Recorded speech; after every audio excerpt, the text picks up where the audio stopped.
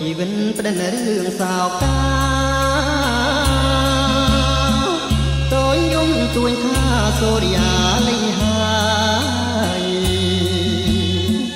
លេចបាត់កូនឈឹងអិនផងអិនត្រាយសូរិយាមានអើយលេងឡើយយើងប្រត់អោភូមិខិនហ្វៀលលៀងឆោមពីស័យរំដួលក្មេងខ្ចីស្រីស្រស់មុខមាត់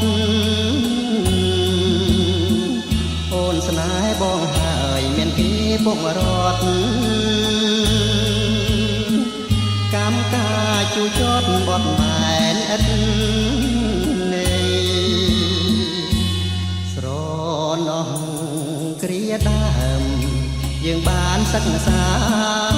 ថាលែងដែលតាលាត្រង់ស្តុកតនអូនបា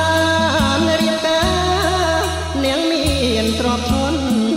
មានចិត្តលោកលន់ឆោអូនពីបងកាន់បេះដូងជូនកែវជីវិតសូមថ្លៃវមិត្តរស់បានរមនីបងជូនពរអូនទាំងទ្រូងក្រមគ្រីពេលហើយបងលាទៅឆ្ងាយ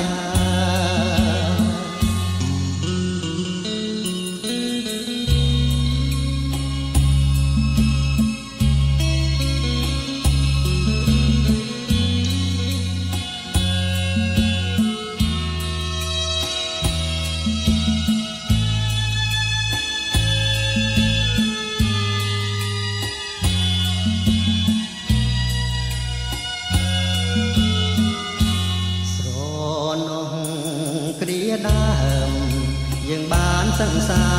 រថាលែងដែលតានេះស្រុកស្តុកតនអូនបានរៀបកា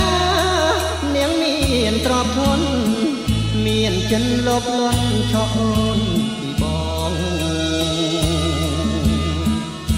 ងកាន់បេះដូងជូនកែវជីវិតសូមថ្លៃមាសមិត្តរស់បា